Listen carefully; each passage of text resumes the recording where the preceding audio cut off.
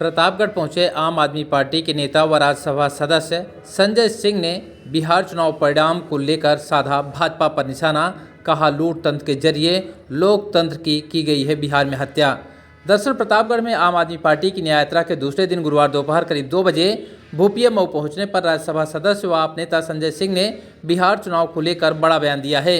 उन्होंने कहा कि बिहार चुनाव में लूट तंत्र के जरिए लोकतंत्र की हत्या की गई। आरोप लगाए कोर्ट की भागीदारी और परिणाम लोकतंत्र की सुरक्षा पर सवाल खड़े करते हैं। भाजपा और चुनाव आयोग पर भी निशाना साधते हुए उन्होंने जनता से लोकतांत्रिक मूल्यों को बचाने की अपील की है। आप बिहार के चुनाव पे जो परिणाम पे पूछ रहे हैं उसको मैं बता रहा हूँ, वो परिणाम लोकतंत्र का नहीं है, वो परिणाम वोट की भागीदारी का नहीं है, वो परिणाम है वोट की डकैती का। तो डकैती डाल के आप ही के घर कोई लूट ले तो आप क्या कर लेंगे? तो वो लूट तंत्र के, वोट की लूट तंत्र के जरिए लोकतंत्र की वहां हत्या की गई है। ये हुआ है बिहार। दिल्ली से ओवैसी को लेकर के है। उन्होंने कहा कि ओवैसी एक मुस्लिम नेता है, नेता बहुत बड़ा है, केवल एक मामला ये है कि वो सिर्फ मुस्लिम है। इसको लेकर देखिए, ऐसा है, ब्रजभूषण सिंह ने क्या बयान दिया उनसे पूछिए, किस कारण से दिया उनसे पूछिए। आप बिहार के चुनाव पे जो परिणाम पे पूछ रहे हैं उसको मैं बता रहा हूँ, वो परिणाम लोकतंत्र का नहीं है, वो परिणाम वोट की भागीदारी का नहीं है, वो परिणाम है वोट की डकैती का। तो डकैती डाल के आप ही के घर कोई लूट ले तो आप क्या कर लेंगे? तो वो लूट तंत्र के, वोट की लूट तंत्र के जरिए लोकतंत्र की वहां हत्या की गई है। ये हुआ है बिहार। दिल्ली से मथुरा की यात्रा को क्या कहेंगे?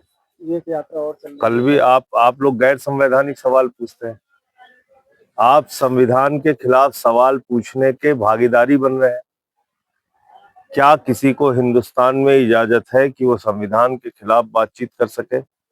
जब हमारे संविधान की मूल प्रस्तावना में लिखा है भारत एक धर्मनिरपेक्ष राष्ट्र है, तो कैसे उसकी यात्रा में बीजेपी के चुने हुए विधायक, सांसद, मंत्री जा रहे हैं, मुख्यमंत्री जा रहे हैं? कैसे जा रहे हैं? एक गैर संवैधानिक, कल को कोई कहेगा हमें सिख राष्ट्र दे दो, कोई कहेगा हमें तमिल राष्ट्र दे दो, कोई कहेगा हमें तेलंगाना राष्ट्र चाहिए, कोई कहेगा तेलुगु राष्ट्र चाहिए, हम कहेंगे हमको सुल्तानपुर एक राष्ट्र बना दीजिए, वहां का मैं राष्ट्रपति बन जाऊंगा। आप कहेंगे हमको प्रतापगढ़ राष्ट्र दे दो, वहां के हम राष्ट्रपति बन जाएंगे। ऐसे थोड़ी देश चलेगा। देश चलेगा संविधान से, और संविधान में लिखा है भारत एक सेकुलर राष्ट्र है, बात खत्म हो जाती है। खुद मोहन भागवत हो चाहे अमित शाह हो, आधिकारिक रूप से बयान दे चुके कि भाई ये हिंदू राष्ट्र जैसी बात हमारे संविधान में कहीं नहीं है। तो ये अनावश्यक देश का एक माहौल बिगाड़ने के लिए और दूसरे लोगों को प्रेरित करने के लिए ये काम कर रहे हैं। ये तो सही सही टुकड़े टुकड़े गैंग है। असली टुकड़े टुकड़े गैंग तो यही है कि आप देश के टुकड़े टुकड़े करना चाहते हैं। कल को तमिलनाडु से मांग उठेगी, फिर नागालैंड से मांग उठेगी, फिर आसाम से मांग उठेगी, फिर बंगाल वाले कहेंगे हमें बंगला राष्ट्र चाहिए। क्या करेंगे आप 2027 में? देखिए, अभी तो हम उत्तर प्रदेश के जो ज्वलंत मुद्दे हैं, अभी 1-2 महीने पहले आपने देखा होगा कि सबसे ज्यादा आम आदमी पार्टी ने लड़ाई लड़ी जब स्कूल बंद किए जा रहे थे बच्चों के। तो अभी हम जनता के मुद्दे पे संघर्ष करने के काम में लगे हुए हैं, और चुनाव की शुरुआत होगी जब पंचायत के चुनाव का परिणाम आज ऐलान हो जाएगा। उस पंचायत के चुनाव में हम लोग मजबूती के साथ हिस्सा लेंगे, और उसके बाद विधानसभा में क्या करना है तय करेंगे। बंगाल में हो रहे विधानसभा चुनाव इस यात्रा को सिर्फ जनता के मुद्दे को उठाने की दृष्टि से जोड़ के देखिए, क्योंकि बेरोजगारी आज उत्तर प्रदेश में सबसे बड़ा मुद्दा है। बेरोजगारी की मार सिर्फ नौजवान जो सरकारी नौकरी के लिए प्रयास कर रहा है वही नहीं झेल रहा, किसान बेरोजगार है, बुनकर बेरोजगार है, रेहड़ी पटरी वाले की दुकान पे बुलडोजर चला दिया जाता है। तो हर स्तर पे बेरोजगारी यूपी के अंदर लोगों को परेशान कर रही है। महिलाएं बेरोजगार हैं, और जो अनियमित का नौकरी करने वाले लोग हों, शिक्षा मित्र हैं, आशा बहुएं हैं, आंगनबाड़ी हैं, उनकी अपनी लड़ाई है। तो रोजगार सबको चाहिए, बगैर उसकी जिंदगी चलनी नहीं है। ये 5 किलो न उत्तर प्रदेश आगे बढ़ सकता है, न देश आगे बढ़ सकता है। FIR पे सर शुरू हो चुका उत्तर प्रदेश में। 2 करोड़ वोट कटेगा यहाँ भी। 2 करोड़ वोट कटेगा। 2 करोड़ सर बंगाल में अगर सब लोग नहीं जागे तो 2 करोड़ वोट कटेगा यहाँ पे, और टारगेट करके कटेगा। मैं खुलेआम बोल रहा हूँ, मुसलमानों के वोट टारगेट करके काटे जाएंगे, पासी समाज ने लोकसभा में विपक्ष को वोट किया था, उनके वोट टारगेट करके काटे जाएंगे, यादवों के वोट टारगेट करके काटे जाएंगे। अभी मुझे कुछ लोग शिकायत कर रहे थे कि यादव समाज के, यादव परिवार के लोग आए थे मिलने, उन्होंने कहा हमारे घर में 8 वोट है, 2 फॉर्म देके गए।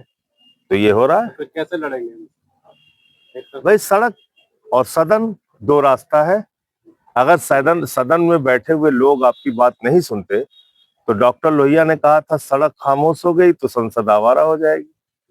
तो अगर संसद आवारा ना हो, सरकार की जवाबदेही सुनिश्चित हो, उसके लिए सबको सड़कों पे उतरना पड़ेगा, अपनी लड़ाई के लिए, अपनी आवाज उठाने के लिए। आपका कुछ जिस तरीके से आपको नतीजे सामने आए, उसके बाद ओवैसी ने जबरदस्त परफॉर्मेंस किया है, और क्या गुजरात में आप ओवैसी को लेकर के क्या कुछ समझौता कर सकती है, साथ में जा सकती है? देखिए, पहली बात तो ये कि बिहार का जो चुनाव परिणाम है, मैं 10 बार कह चुका हूँ, कहीं 11वीं बार भी कह देता हूँ, वो चुनाव घोटाले का परिणाम है। एसआईआर के जरिए जो वोट चोरी की गई, बल्कि वोट डकैती की गई, उसका परिणाम है। आप लोग इतने बुद्धिजीवी पत्रकार हैं, कभी आपने सुना 60-60 हजार, 70-70 हजार वोट एक विधानसभा में कट जाए? कटा है ना बिहार में। तो जिस राज्य में चुनाव शुरू होने से पहले 80 लाख वोट काट दिए जाएंगे, वहां का चुनाव क्या होगा? सहजता से अंदाजा लगाया जा सकता है। और मैंने 3 महीने पहले कह दिया था बिहार का रिजल्ट यही होगा, हो गया। जीत का प्रमाण पत्र पहले पहुंचा। वो तो 243 भी दे सकते थे, लेकिन उनको थोड़ा सा दिखाना पड़ता है कि हाँ भाई 243 नहीं 206 दिया। वो चाहते तो 243 दे देते। अब ब्रिजभूषण शरण सिंह की बात करें तो उन्होंने एक बयान